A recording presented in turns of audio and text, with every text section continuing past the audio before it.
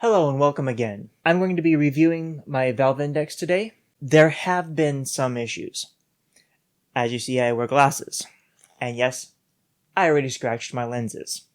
Valve could have fixed this from the get-go by simply incorporating some replaceable peel and stick lens covers. Thankfully, the scratches I've got are above most of my field of view, coming from this edge of my glasses, not from the actual glass front. Nowadays, I've been running without my glasses. Being nearsighted, that makes it a little more difficult, but it just makes things that are far away just as fuzzy as things that are close up, so whatevers. When I first plugged in my Index, sound worked great. Subsequent trials, the system never detected the onboard sound output card. As a result, I had to use headphones with my Valve Index to hear sounds for several days. Reboots didn't fix it. The most recent Steam update that I got didn't fix it. I have a ticket open with Valve for it, but just magically over the past couple days, all of a sudden it started working. Now, maybe another reboot did the trick. Maybe some other way of, plugging in after rebooting instead of before rebooting, but even then, no, none of that made any difference before. It just suddenly it started working. Let's pray it stays that way. The next issue I've had is with cooling, and that's been well discussed all over Reddit and everywhere else on the webs.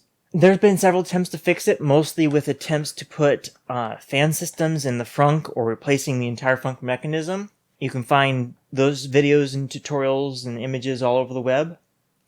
I've got my own technique I'm working on, and I'll show you more of that in a subsequent video. Valve decided that they wanted to anchor the cable to the headset and plug in to a short adapter at the computer. I'm not a big fan of that. If I wanted to route it up and over, and I wanted to be able to put this away inside of its box for safekeeping, I've got to unhook this from the overhead system every single time. Versus if a disconnect was here, then no big issue. The cable could stay routed, unplug the headset, set it down. Also, a breakaway point. Instead of cable snagging on something or somebody stepping on it and it yanking the headset, it would have just simply cleanly disconnected. Maybe that's something that can be done as a third-party effect because it is a connection right here inside the headset and it can be rerouted, a new cable replaced, and that at least is a positive there. So if the cable is damaged, it is easy to replace. I don't know how expensive it would be, but at least it's easy to replace. Cable management is something, as an audio guy for many years, I've learned to deal with. I've used a coiling technique called over-under that does not introduce any twists into my cable. I kind of wish Valve had used a different coiling technique when they first shipped it.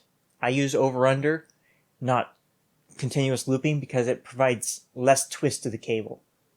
When I first got it, I had to carefully unwind the cable because of that issue. Check the description below for a video showing how to do over-under coiling. Use it everywhere. I recommend it to everyone. It is one of the best techniques for a simple round coil that gives you no twists in your cable. Valve Index controllers, beautiful. Love how they work. Love the grip sensors, but these guys have been reviewed heavily. I'm going to just focus on the things I've run across. Sensors don't sometimes always seem to detect the fingers, especially the metal finger, quite so accurately, leaving me having to look at my virtual hands to check to see whether or not I'm flipping everybody in my vicinity off by accident. Yeah. Since I don't use those hand signs to begin with, that's rather annoying for me.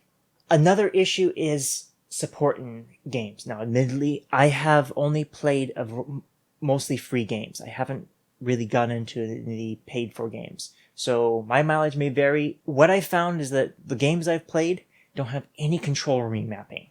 Maybe it's something in the environment I need to set elsewhere, but I expect the game environment itself to be able to say, okay, yeah, go fix this right here. Especially since some of the control remapping is angular displacement. I was in the Spider-Man game.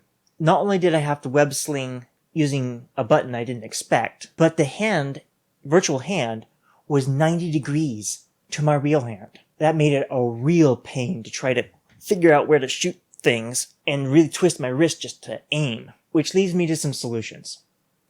Games and experiences should detect and adjust for different controllers. The gaskets. Order more, even if it's just you. Order another pack or two. It's only like $40. And when you share your headset with somebody else, or your particular gasket that you're using is getting crusty, you can just quickly swap out and get the other one cleaned after your gaming session. I have 2 of these on order. I have several members of my family who have also played on this, and this thing's getting quite crusty at this point. The last issue I'm going to cover is one that's being well covered by many others, and that is the issue of cooling. Valve Index doesn't have any. I have my own solution I'm going to be working on in a future video. You can see a bunch of other solutions, many of them dealing with the frunk and putting fans in there or some other situation.